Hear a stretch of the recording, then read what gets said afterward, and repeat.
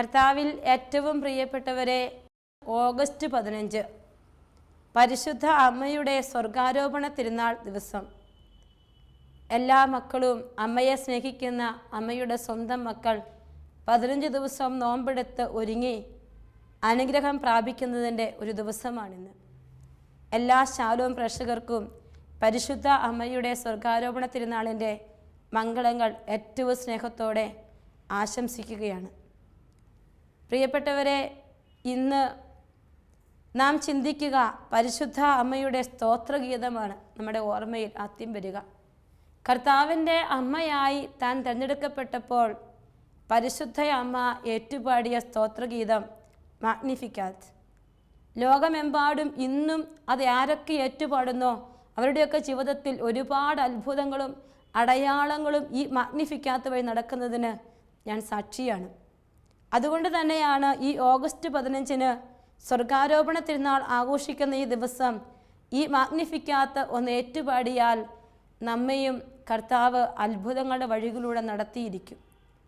കാരണം പരിശുദ്ധ അമ്മയുടെ ഹൃദയവിചാരങ്ങൾ ആരൊക്കെ ഏറ്റുപാടുന്നോ അമ്മയുടെ ഹൃദയത്തിൽ കൊടുകൊള്ളുന്ന പരിശുദ്ധനായ ഈശോ, പരിശുദ്ധാത്മാവ്, പിതാവായ ദൈവം അവരുടെ ജീവിതത്തോടും ഒപ്പം ഇറങ്ങി വന്നിരിക്കും. അത് ദൃഢമായ ഒരു കാര്യം തന്നെയാണ്.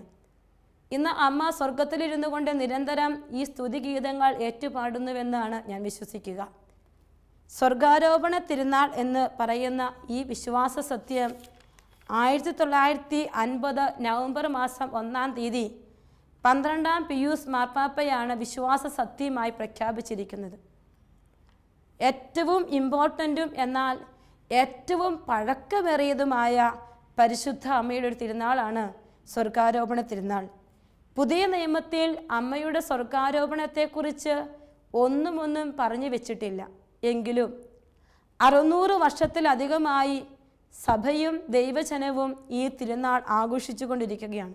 പ്രിയപ്പെട്ട മക്കളെ, ഈ പരിശുദ്ധ അമ്മയുടെ മാഗ്നിഫിക്കാത്ത് ആദ്യമേ നമുക്ക് ഒരുമിച്ച് ഒന്ന് വായിക്കാം.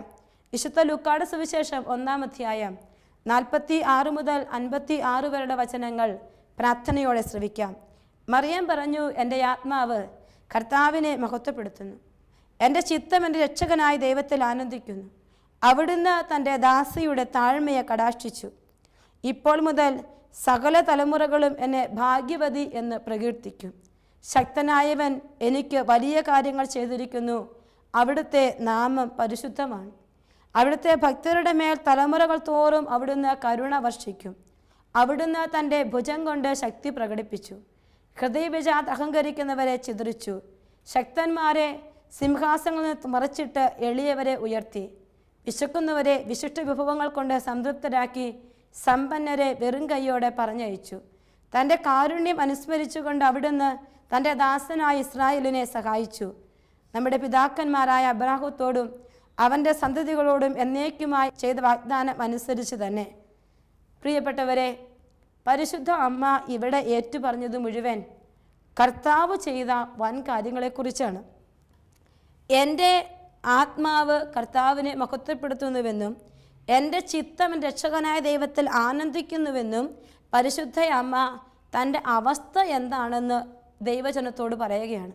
അവളിപ്പോൾ ആയിരിക്കുന്ന അവസ്ഥയിൽ അവളുടെ ചിത്തവും അവളുടെ മനസ്സും അവളുടെ ആത്മാവുമെല്ലാം സ്വർഗത്തെ നിരന്തരം സ്തുതിച്ചു കൊണ്ടിരിക്കുന്നുവെന്ന് അമ്മ നമ്മളോട് പറഞ്ഞിട്ട് അമ്മ പിന്നെ പറയുകയാണ്, ദൈവം തൻ്റെ ജീവിതത്തിൽ ചെയ്ത വൻകാര്യങ്ങൾ, ദൈവം ചെയ്ത വൻകാര്യങ്ങൾ അവൾ കണ്ടിട്ടുള്ളത് അവൾ ഏറ്റുപറഞ്ഞ് പ്രാർത്ഥിക്കുകയാണ്. ഇതൊരു പ്രാർത്ഥനയാണെങ്കിൽ പ്രിയപ്പെട്ടവർ, ഈ മാഗ്നിഫിക്കാത്ത് ഏറ്റുചൊല്ലുന്നവർക്ക് അത്ഭുതങ്ങൾ കിട്ടുന്നുണ്ട് എങ്കിൽ ഇതിൽ 3 കാര്യങ്ങൾ നമ്മൾ കാണുകയാണ്. പരിശുദ്ധ അമ്മ ദൈവത്തെ സ്തുതിക്കാൻ ഒരുക്കമുള്ള ഒരു ഹൃദയത്തോടെ നിൽക്കുന്നതായി കാണാൻ പറ്റും. അവളത് ഏറ്റുപറഞ്ഞു, എൻ്റെ ചിത്തം എൻ്റെ രക്ഷകനായ ദൈവത്തിൽ ആനന്ദിച്ചുകൊണ്ടേ ഇരിക്കുന്നുവെന്ന്. ഇനി 48 മുതൽ ഉള്ള വചനങ്ങളിൽ നമ്മൾ കാണുക, 48-ാമത്തെ വചനത്തിൽ അവൾ പറയും, കർത്താവ് തനിക്ക് എന്ത് ചെയ്തെന്നും ഇനി കർത്താവ് തനിക്ക് എന്ത് ചെയ്യാൻ പോകുന്നു. വലിയൊരു രഹസ്യമാണ് ഈ മാഗ്നിഫിക്കാത്ത്. അതുകൊണ്ട് അവൾ പറയുകയാണ്, അവിടുന്ന് തൻ്റെ ദാസിയുടെ താഴ്മയെ കടാക്ഷിച്ചു. ഇപ്പോൾ മുതൽ സകല തലമുറകളും എന്നെ ഭാഗ്യവതി എന്ന് പ്രകീർത്തിക്കും. പ്രിയപ്പെട്ടവരെ, പരിശുദ്ധ അമ്മ പറയുകയാണ്, അവിടുന്ന് ദാസിയായ എന്നെ കടാക്ഷിച്ചിട്ടുണ്ട്. അപ്പോൾ ഈ മാഗ്നിഫിക്കാത്ത് ഏറ്റുപാടുമ്പോൾ നീ ഓർത്തോണം, നിൻ്റെ താഴ്മ, നിൻ്റെ ഇല്ലായ്മയെ, നിൻ്റെ എളിമയെ കടാക്ഷിക്കാൻ സ്വർഗത്തിൽ ഒരു ദൈവമുണ്ട്. എന്നിട്ട് അവൾ പറയുകയാണ്, എൻ്റെ താഴ്മയെ കടാക്ഷിച്ച അവിടുന്ന് എനിക്ക് ചെയ്യാൻ പോകുന്ന വൻ കാര്യങ്ങൾ ഏറ്റുപറയുകയാണ്. ഈ മാഗ്നിഫിക്കാത്ത് പ്രാർത്ഥിക്കുമ്പോൾ എനിക്കും ദൈവത്തോട് ഏറ്റുപറയാൻ ഒരു മാഗ്നിഫിക്കാത്ത് ഉണ്ടാകണമെന്ന് പരിശുദ്ധ അമ്മ നമ്മോട് ആവശ്യപ്പെടുകയാണ് എന്ന് എനിക്ക് തോന്നുന്നു. പ്രിയപ്പെട്ടവരെ, ഇപ്പോൾ മുതൽ സകല തലമുറകളും എന്നെ ഭാഗ്യവതി എന്ന് പ്രകീർത്തിക്കും. സകല തലമുറകളും എന്ന് പറയുമ്പോൾ അത് കർത്താവിൻ്റെ തിരഞ്ഞെടുക്കപ്പെട്ട വിശ്വാസികളോ അല്ലെങ്കിൽ കാത്തലിക്സോ എന്നല്ല. സകല ജനപദങ്ങളും പരിശുദ്ധ അമ്മയെ ഭാഗ്യവതി എന്ന് പ്രകീർത്തിക്കുമെന്ന് അന്ന് മംഗളവാർത്താ ദിനത്തിൽ പരിശുദ്ധ അമ്മ പറഞ്ഞെങ്കിൽ, ഇന്ന് നമ്മുടെ ജീവിതത്തിലും ലോകത്തിലേക്കും കണ്ണോടിക്കുമ്പോൾ സകല ജാതി മത ഭേദമന്യേ പരിശുദ്ധ അമ്മയെ ഏറ്റുപറഞ്ഞ അമ്മയുടെ മധ്യസ്ഥം തേടുന്ന അനേകം ജീവിതങ്ങളിലേക്ക് അമ്മ ഇറങ്ങി വരുന്നത് ഒത്തിരി അനുഭവങ്ങളിലൂടെ നാം തിരിച്ചറിയുകയാണ്. ഒരു ബഹുമാനപ്പെട്ട വൈദികൻ പങ്കുവെച്ചത് ഞാൻ ഓർക്കുകയാണ്. അദ്ദേഹമായി ഇടവകയിലേക്ക് കടന്നു ചെന്നപ്പോൾ അദ്ദേഹത്തിന് വലിയ ആഗ്രഹമാണ് പരിശുദ്ധ അമ്മയുടെ ജീവചരിത്രം ഇടവക ജനങ്ങളെ പഠിപ്പിക്കണം. അതിനുവേണ്ടി അദ്ദേഹം ഇടവക ജനത്തെ 4 തിരിച്ചിട്ട് ഓരോരുത്തരോടും സ്ക്രിപ്റ്റ് എഴുതി പരിശുദ്ധ അമ്മയുടെ ജീവചരിത്രം ഒരു നാടകമായി അവതരിപ്പിക്കണം എന്ന് ആവശ്യപ്പെട്ടു. ഇടവക ജനങ്ങൾ ഒന്നാകെ ഈ നാടകം അവതരിപ്പിക്കാനായിട്ട് നന്നായി മുന്നോട്ട് വന്നു ഒരുങ്ങി അവർ നാടകം അവതരിപ്പിക്കുകയാണ്. നാടകത്തിന് എല്ലായിടത്തും പരസ്യം കൊടുത്തു. അങ്ങനെ ആ പ്രദേശത്തുള്ള സകല ജനതകളും അവിടേക്ക് നാടകം കാണാൻ ഓടിക്കൂടി. പരിശുദ്ധ അമ്മയുടെ വാഗ്ദാനങ്ങളും അമ്മ എവിടെയൊക്കെ പ്രത്യക്ഷപ്പെട്ടിട്ടുണ്ടോ അവിടെ പറഞ്ഞ വലിയ വാഗ്ദാനങ്ങളും പ്രാർത്ഥനകളുമൊക്കെ അതേ വേർഡ്സിൽ തന്നെ ഈ സ്ക്രിപ്റ്റിലൂടെ ഇവർ അവതരിപ്പിക്കുകയാണ്. ഇത് കേൾക്കുന്ന അനേകം ക്രൈസ്തവ ജനങ്ങളും മറ്റു മക്കളും എല്ലാം ഇത് കേട്ടുകൊണ്ടിരുന്നെങ്കിൽ ക്രൈസ്തവരെക്കാൾ അപ്പുറത്ത് മറ്റു ജനതകൾ ഈ വാഗ്ദാനങ്ങളെല്ലാം ഹൃദയത്തിലേക്ക് സ്വീകരിച്ചു എന്നാണ് അച്ഛൻ പറയുക. പിന്നീട് പരിശുദ്ധ അമ്മയുടെ മധ്യസ്ഥം വഴി അവരുടെ ജീവിതത്തിൽ ക്രൈസ്തവ മക്കളെക്കാൾ അധികമായി പരിശുദ്ധ അമ്മയുടെ മധ്യസ്ഥം വഴി വലിയ അത്ഭുതങ്ങൾ നടക്കുന്നത് സാക്ഷ്യപ്പെടുത്താൻ ഇടയായി എന്ന് വൈദികൻ പറഞ്ഞത് ഇത്തരണത്തിൽ ഞാൻ ഓർക്കുകയാണ്. പ്രിയപ്പെട്ട മക്കളെ, ഇവിടെ പരിശുദ്ധ അമ്മ പറഞ്ഞില്ലേ, ഇപ്പോൾ മുതൽ സകല തലമുറകളും എന്നെ ഭാഗ്യവതി എന്ന് പ്രകീർത്തിക്കും. സത്യമാണ്. അപ്പോൾ ഞാനും നിങ്ങളുമൊക്കെ ദൈവസന്നിധിയിൽ നിൽക്കുമ്പോൾ ഈ പ്രാർത്ഥന നെഞ്ചോട് ചേർത്ത് പിടിക്കണം. ഈശോയെ, എൻ്റെ ചിത്തം എൻ്റെ രക്ഷകനായ നിന്നിലാണ് ആനന്ദിച്ചു കൊണ്ടിരിക്കുന്നത്. എൻ്റെ മനസ്സും എൻ്റെ ആത്മാവും നിന്നെ സ്തുതിക്കാൻ തയ്യാറായി ഞാൻ വന്ന് നിൽക്കുകയാണ്. പ്രാർത്ഥനയ്ക്കായി അണയുമ്പോൾ നീ പറയണം. എന്നിട്ട് നീ പറയണം, ഒന്നുമില്ലാത്ത എന്നെ, എൻ്റെ ഏറ്റവും ചെറിയവനായ എന്നെ നീ കടാക്ഷിച്ചല്ലോ, നന്ദി. എനിക്കറിയാം ഈ പ്രാർത്ഥന കേട്ട് ഇല്ലായ്മയിൽ ഇറങ്ങി വന്ന് നീ എന്നെ അനുഗ്രഹിക്കുമെന്ന്. പരിശുദ്ധ അമ്മയെപ്പോലെ സ്വർഗം തരുന്ന അനുഗ്രഹങ്ങളെ മുൻകൂട്ടി കണ്ടൊന്ന് ഏറ്റുപാടാൻ ദൈവജനമേ നിനക്ക് പറ്റുമോ? ഈ മാഗ്നിഫിക്കാത്തെന്ന് പറയുന്ന പ്രാർത്ഥന നമ്മളെ പഠിപ്പിക്കുന്നതാണ്. നമ്മുടെ ജീവിതത്തിൽ അങ്ങനെ ഒരു അനുഗ്രഹം നമുക്ക് വേണം. എന്നിട്ടോ പരിശുദ്ധ അമ്മ പറയുകയാണ്, അവിടുത്തെ ഭക്തരുടെ മേൽ തലമുറകൾ തോറും അവിടുന്ന് കരുണ വർഷിക്കും. ഇനി 50 മുതലുള്ള വചനങ്ങൾ, 55 വരെയുള്ള വചനങ്ങളിൽ ദൈവം ചെയ്യാൻ പോകുന്ന വൻ കാര്യങ്ങളാണ് അമ്മ ഏറ്റുപറയുക. എന്നാൽ ഈ വചനം വായിച്ച് കടന്നു പോകുമ്പോൾ എൻ്റെ മനസ്സിലുള്ള ചിന്ത ഇതാണ്, അന്ന് ദൈവം ഇത്രയുമൊക്കെ ചെയ്തെന്നും ചെയ്യാൻ പോകുന്നെന്നും അമ്മ ഏറ്റുപറഞ്ഞെങ്കിൽ ഇന്ന് അമ്മയുടെ മധ്യസ്ഥം വഴി ദൈവം ചെയ്യുകയാണ്. അമ്മ അന്ന് എന്ത് ഏറ്റുപറഞ്ഞോ അതെല്ലാം അമ്മയുടെ മധ്യസ്ഥം വഴി ദൈവം ചെയ്തുകൊണ്ടിരിക്കുന്നത് നമുക്ക് കാണാൻ പറ്റും. അതാണ് അവിടുത്തെ ഭക്തരുടെ മേൽ തലമുറകൾ തോറും അവിടുന്ന് കരുണ വർഷിക്കും. ആരൊക്കെ മരിയ ഭക്തിയോടെ പരിശുദ്ധ അമ്മയുടെ മുമ്പിൽ മുട്ടുകുത്തി ജപമാല ചൊല്ലുന്നോ അവരുടെ മേൽ അനുഗ്രഹത്തിൻ്റെ ഘോഷയാത്രയുമായി പരിശുദ്ധ അമ്മ ഇറങ്ങി വന്നിട്ടുണ്ട്. മക്കളെ, ഇറങ്ങി നിൽക്കും. എത്രയോ ചെറിയവർ, സ്വപ്നം കാണാൻ പോലും പറ്റാത്ത മക്കളുടെ ജീവിതങ്ങളെ പരിശുദ്ധ അമ്മയുടെ മധ്യസ്ഥം വഴി വലിയ നിലയിലേക്ക് എത്തിക്കുന്നത് ഞാൻ കണ്ടിട്ടുണ്ട്, അനുഭവിച്ചിട്ടുണ്ട്. ഒരു ജപമാല ചൊല്ലി പ്രാർത്ഥിക്കാൻ പറഞ്ഞ ഒരു ജപമാല ചൊല്ലുമ്പോൾ അത്ഭുതങ്ങൾ പിറ്റേന്ന് നടക്കുന്നത് അനേകർ സാക്ഷ്യപ്പെടുത്തിയത് ഞാൻ കേട്ടിട്ടുണ്ട്. അപ്പോൾ പരിശുദ്ധ അമ്മ ഇന്നും ഈ കർത്താവ് ചെയ്ത കാര്യങ്ങൾ കർത്താവ് ഇന്ന് അമ്മയുടെ കരങ്ങൾ വഴി ചെയ്തുകൊണ്ടിരിക്കുന്നു. നമ്മൾ കാണും ചില വ്യക്തികൾ വചനം പറയുകയാണ്, 51-ാമത്തെ വചനം പറയും, അവിടുന്ന് തൻ്റെ ഭുജം കൊണ്ട് ശക്തി പ്രകടിപ്പിച്ചു, ഹൃദയവിജാത്ര അഹങ്കരിക്കുന്നവരെ ചിതറിച്ചു, ശക്തന്മാരെ സിംഹാസനം മറിച്ചിട്ടു, എളിയവരെ ഉയർത്തി. ദൈവം ചെയ്യുന്ന വൻ കാര്യങ്ങൾ, എളിയവരുടെ കൂടെ ഇരിക്കുന്ന ദൈവത്തെ ഇന്ന് ഒരു വ്യക്തി പരിശുദ്ധ അമ്മയുടെ മധ്യസ്ഥം തേടി ശത്രുക്കൾക്കെതിരെ, വലിയ ക്രൂരതകൾക്കെതിരെ, നീചത്വത്തിനെതിരെ, കർത്താവേ ഞങ്ങൾക്ക് അമ്മ വഴി ഒരു രക്ഷ തരണമേ, ഞങ്ങളെ ഒന്ന് സഹായിക്കണേ, അമ്മ വഴി ഞങ്ങളുടെ പ്രാർത്ഥന കേൾക്കണമേ എന്ന് പറഞ്ഞ് അനേകർ മരിയൻ തീർത്ഥാടന കേന്ദ്രങ്ങളിലേക്ക് യാത്ര ചെയ്ത് പ്രാർത്ഥിക്കുമ്പോൾ അവിടെയൊക്കെ കാണാൻ പറ്റും വിലങ്ക് തടികൾ മാറി, വലിയ വലിയ ശത്രുതകൾ അവസാനിച്ച് ജീവിതങ്ങൾ ഒന്നിച്ചു ചേരുന്നതും, വലിയ വലിയ വ്യക്തികളെ താഴേക്കിറക്കി ചെറിയവരെ ഉയരങ്ങളിലേക്ക് പരിശുദ്ധയുടെ മധ്യസ്ഥം വഴി കൊണ്ടുപോകുന്നതുമൊക്കെ നമുക്ക് ഇന്ന് കാണാൻ പറ്റും. നമുക്കറിയാം ഭാത്യമായാലും ലൂതലും ഒക്കെ സംഭവിച്ചത് അതാണ്. ഒരു ബെർണദീത്ത എന്ന് പറയുന്ന കൊച്ചു പെൺകുട്ടി, ആരാലും അറിയപ്പെടാത്ത പെൺകുട്ടി, എളിയവൾ, ചെറിയവൾ, ആരും പരിഗണിക്കാത്തവൾ, അവളുടെ ജീവിതത്തെ പരിശുദ്ധയുടെ മധ്യസ്ഥം വഴി സെൻറ്റ് ബെനഡിക്റ്റാക്കി സ്വർഗം മാറ്റിയെങ്കിൽ പ്രിയപ്പെട്ടവരെ, എളിയവരെ ഉയർത്താൻ ആരൊക്കെ ചെറിയവരുണ്ടോ, ആരൊക്കെ താഴ്ന്നവരുണ്ടോ അവർ പരിശുദ്ധ അമ്മയെ കൂട്ടുപിടിക്കട്ടെ. അമ്മ തരും ഈ സമ്മാനമൊക്കെ. സ്വർഗാരോഹണ തിരുനാൾ ദിവസത്തിൽ അമ്മയോട് ചോദിക്കാൻ, ഒത്തിരി സമ്മാനങ്ങൾ ചോദിക്കാൻ സ്വർഗം നമ്മളെ വിളിക്കുകയാണ്. വീണ്ടും നമ്മൾ കാണും, വിശക്കുന്നവരെ വിശിഷ്ട വിഭവങ്ങൾ കൊണ്ട് സംതൃപ്തരാക്കി, സമ്പന്നരെ വെറും കൈയോടെ പറഞ്ഞയച്ചു. അമ്മ പറയുകയാണ്, സ്വർഗം ഇതൊക്കെ ചെയ്തു വെച്ചിട്ടുണ്ട്. തൻ്റെ കാരുണ്യം അനുസ്മരിച്ചുകൊണ്ട് അവിടുന്ന് തൻ്റെ ദാസനായ ഇസ്രായേലിനെ സഹായിച്ചു. നമ്മുടെ പിതാക്കന്മാരെ അബ്രാഹത്തോടും അവൻ്റെ സന്തതികളോടും എന്നേക്കുമായി ചെയ്ത വാഗ്ദാനം അനുസരിച്ച് തന്നെ സ്വർഗത്തിൻ്റെ വാഗ്ദാനം ഇതുവരെ കർത്താവ് പൂർത്തിയാക്കിയെന്ന് പരിശുദ്ധി അമ്മ പറയുമ്പോൾ, പ്രിയപ്പെട്ട മക്കളെ, നമ്മൾ പ്രാർത്ഥിക്കും, ഈശോമിശിഹായുടെ വാഗ്ദാനങ്ങൾക്ക് ഞങ്ങൾ യോഗ്യരാകുവാൻ സർവേശ്വരൻ്റെ പരിശുദ്ധ മാതാവേ ഞങ്ങൾക്ക് വേണ്ടി അപേക്ഷിക്കണമേ. ഇന്ന് സ്വർഗം നിനക്ക് തന്ന വാഗ്ദാനങ്ങൾ നിന്റെ ജീവിതത്തിൽ പൂർത്തീകരിക്കപ്പെടാൻ വാഗ്ദാനത്തിൻ്റെ പൂർത്തീകരണമായി ഇറങ്ങി വന്ന ഈശോയുടെ അമ്മയാകുന്ന പരിശുദ്ധയമ്മ എന്നെയും നിങ്ങളെയും സഹായിക്കും. എന്നെയും നിങ്ങളെയും ഈശോയുടെ വാഗ്ദാനങ്ങൾ സ്വീകരിക്കാൻ ഒരുക്കി ചേർക്കും പരിശുദ്ധയമ്മ. പരിശുദ്ധ അമ്മയുടെ സ്നേഹം അത്രയത്ര വലുതാണെന്ന് നമ്മെ പഠിപ്പിക്കുകയാണ്. ഇനി ഈ പരിശുദ്ധ അമ്മയുടെ സ്വർഗാരോപണ തിരുനാളിന് ഒരു പ്രത്യേകതയുണ്ട്. അമ്മയുടെ അമലോത്ഭവവും സ്വർഗാരോപണ തിരുനാളും രണ്ട് കാര്യങ്ങൾ നമ്മെ ഓർമ്മപ്പെടുത്തുകയാണ്. അമ്മയുടെ അമലോത്ഭവം നമ്മെ ഓർമ്മപ്പെടുത്തുന്ന ഒരു കാര്യം, ഡിസംബർ 8 അമലോത്ഭവ തിരുനാൾ. അന്ന് നമ്മളെ ഓർമ്മിക്കുക, പരിശുദ്ധ അമ്മ ആത്മാവിൽ പാപക്കറയില്ലാതെ ജനിച്ചു എന്നതാണ്. അപ്പോൾ സ്വർഗത്തിന് പരിശുദ്ധ അമ്മയുടെ ജനനത്തിൽ ഒരു അസാധാരണമായ കെയർ ഉണ്ടായിരുന്നു. പരിശുദ്ധ അമ്മയുടെ ജനനത്തിൽ ഒരു അസാധാരണ കെയർ സ്വർഗം വെച്ചുവെങ്കിൽ പരിശുദ്ധ അമ്മയുടെ മരണത്തിലും ഒരു അസാധാരണ പ്ലാൻ സ്വർഗം വരച്ചു വെച്ചിട്ടുണ്ടായിരുന്നു. അതാണ് പരിശുദ്ധ അമ്മയുടെ സ്വർഗാരോപണം എന്ന് പറയുക. ജനനത്തിൽ അമലോത്ഭവയെങ്കിൽ മരണത്തിൽ ശരീരത്തിൽ ഒരു വിശുദ്ധി കൊടുത്ത്, ആത്മാവിലല്ല ശരീരത്തിൽ, ആത്മാവിൽ അമ്മ വിശുദ്ധയാണ്. അതുകൊണ്ട് അമലോത്ഭവ എന്ന് പറഞ്ഞു വെച്ചിട്ടുണ്ടെങ്കിൽ അമ്മയുടെ ശരീരത്തിൻ്റെ വിശുദ്ധിക്ക് സ്വർഗം കൊടുത്ത സമ്മാനമാണ് സ്വർഗാരോപണ തിരുനാൾ. ഇനി നമുക്കറിയാം, സ്വർഗത്തിൽ ആത്മാവും ശരീരവും ഒരുമിക്കും. മരണത്തെ ജയിച്ച സ്വർഗത്തിൻ്റെ ആദ്യത്തെ ഫലം ഈശോ എങ്കിൽ, ഈശോ വഴി രക്ഷിക്കപ്പെട്ട സ്വർഗത്തിൽ ആദ്യം എത്തപ്പെട്ട ആദ്യത്തെ ഫലമെന്ന് പറയുക പരിശുദ്ധ അമ്മയാണ്.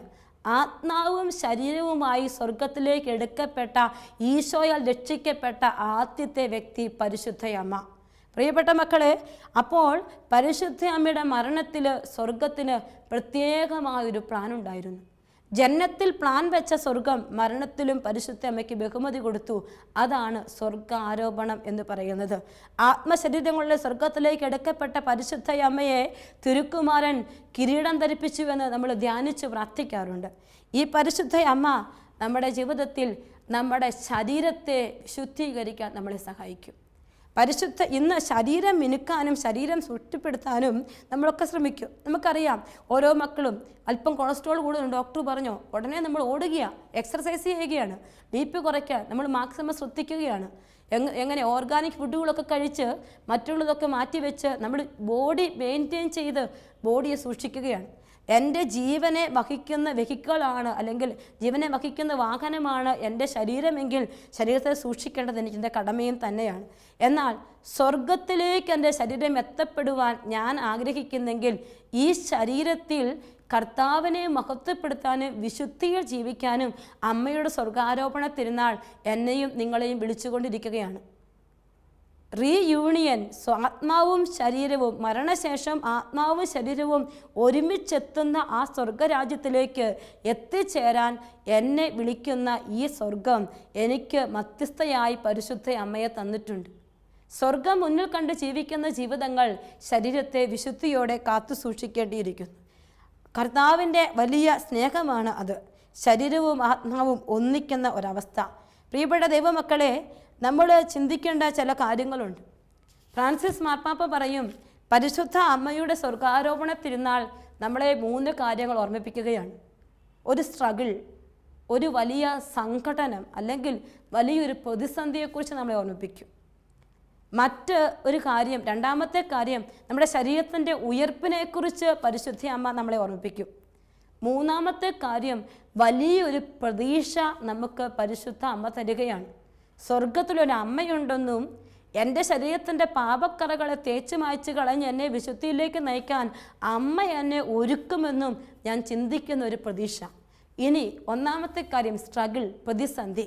നമുക്കറിയാം, പരിശുദ്ധ അമ്മയെക്കുറിച്ച് വെളിപാട് പുസ്തകത്തിൽ പറയും, സൂര്യനെ ഉടയാടയാക്കിയ സ്ത്രീ, ചന്ദ്രനെ പാദപീഠമാക്കിയ സ്ത്രീ, സർപ്പത്തോട് പൊരുതുന്ന ഒരു സ്ത്രീയെ നമ്മൾ വെളിപാട് പുസ്തകത്തിൽ കാണും.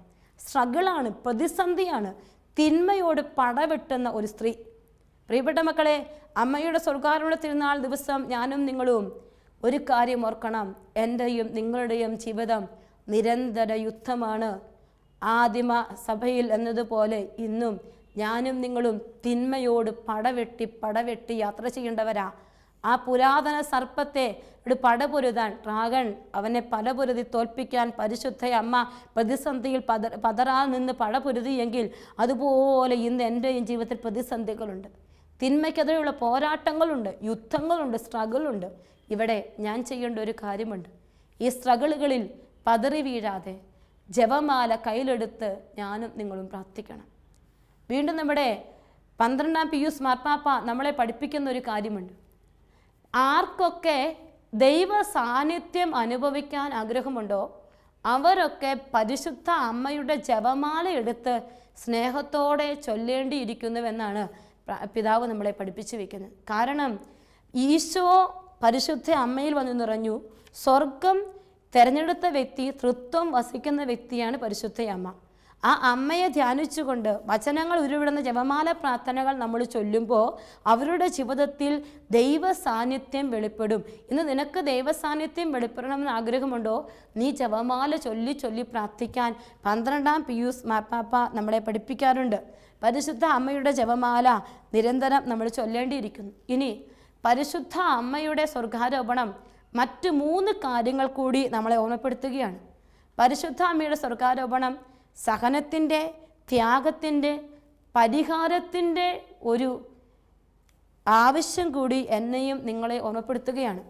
എനിക്കും നിങ്ങൾക്കും സ്വർഗരാജ്യത്തിലേക്ക് പ്രവേശിക്കണമെങ്കിൽ ഈ ജീവിതയാത്രയിൽ ഈവിളിനോട് തിന്മ ചെയ്ത് യുദ്ധം ചെയ്ത് ഞാൻ മുന്നോട്ട് പോകണമെന്ന് ആഗ്രഹമുണ്ടെങ്കിൽ എൻ്റെ ജീവിതത്തിൽ സഹനത്തിൻ്റെ പാതയിലൂടെ തന്നെ ഞാൻ സഞ്ചരിക്കേണ്ടിയിരിക്കുന്നു. എൻ്റെ ജീവിതത്തിൽ ത്യാഗത്തിൻ്റെ വഴികൾ ഞാൻ തിരഞ്ഞെടുക്കേണ്ടിയിരിക്കുന്നു. കടന്നു വരുന്ന പാപത്തിൻ്റെ വഴികളിൽ വീണു പോയിട്ടുണ്ടെങ്കിൽ പരിഹാരത്തിൻ്റെ വഴി ഞാൻ തിരഞ്ഞെടുക്കേണ്ടിയിരിക്കുന്നു. സഹായിക്കും പരിശുദ്ധ അമ്മ. അമ്മ നമ്മളെ സഹായിക്കും നമ്മുടെ ജീവിതത്തിൽ.